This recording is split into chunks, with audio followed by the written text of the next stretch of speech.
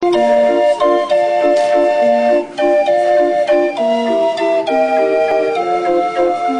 lahko rečemo liner ali imate kakšno drugo ime? Ja, pravzaprav naziv liner bi bil, kar bi odgovarjal. Kakšna pa je naloga oziroma delo linerja? Liner pravzaprav predvaja melodije, ki so ali na bobnu, ali pa se tudi moderne line imajo, pa tudi imajo že spomin na čipu, ampak v glavnem brez vrtenja tele meha, kjer poganjamo zrak skozi piščali, brez vrtenja v glavnem liner ne igra.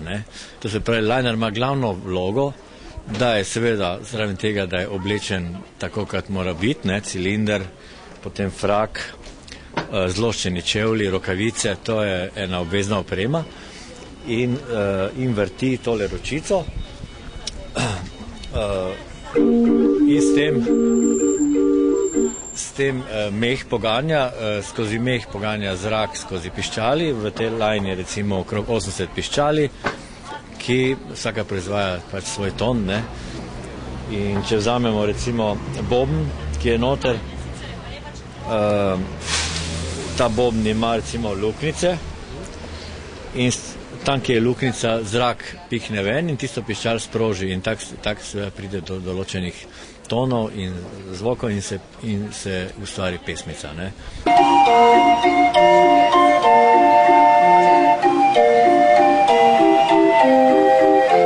Danes prav redko slišimo ali pa vidimo linerja in slišimo zvok line. Odkot vam ideja, kako ste pravzaprav prišli na te mariborske ulice? Veste, to je takole. Ideja pravzaprav ni moja. Ideja je od generalnega direktora galerije Ajda. On je tu videl eno poslovno potezo, da z lajno, z to glasbo privabi ljudi oziroma popestri en turistični utrip v Mariboru in s tem pa bi lajna bila en takšen izdelek, ki bi v glavnem sprožil določene pomisleke pri mimoidočih, pri bodočih strankah.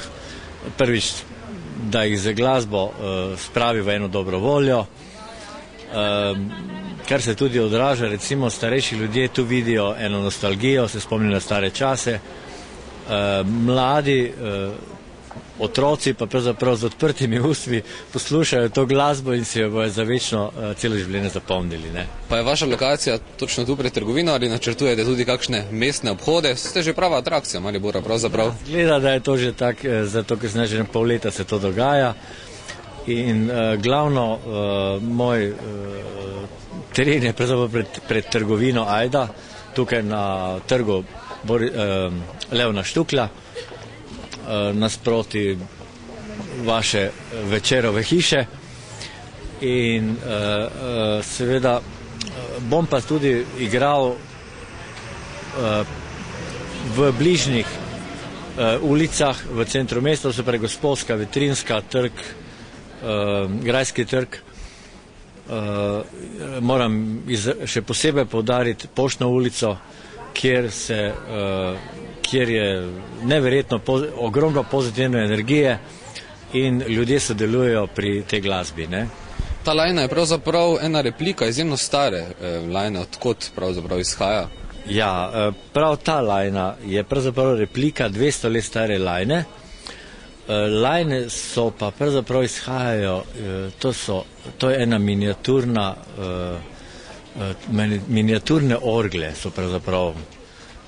To je nekdo zmislil, kako bi glasbo iz cerkvenih, iz cerkve recimo prenesel na ulice, da bi ljudje povabili v cerkev.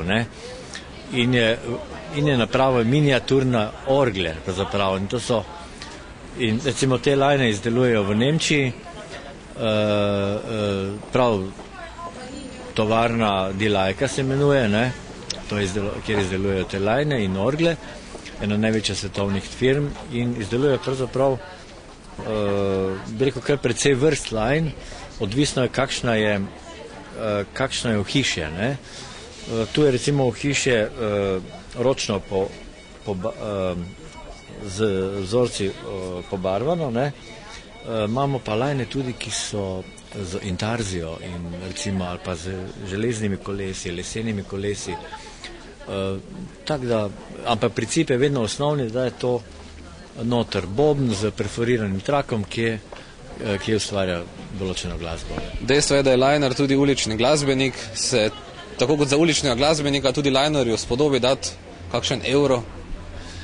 Ja, veste, to pa je takole, ne.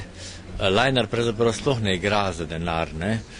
Lajnar igra samo za veselje ljudem in tisti evro ali pa rečemo 1 cent, vse ni važno, ne.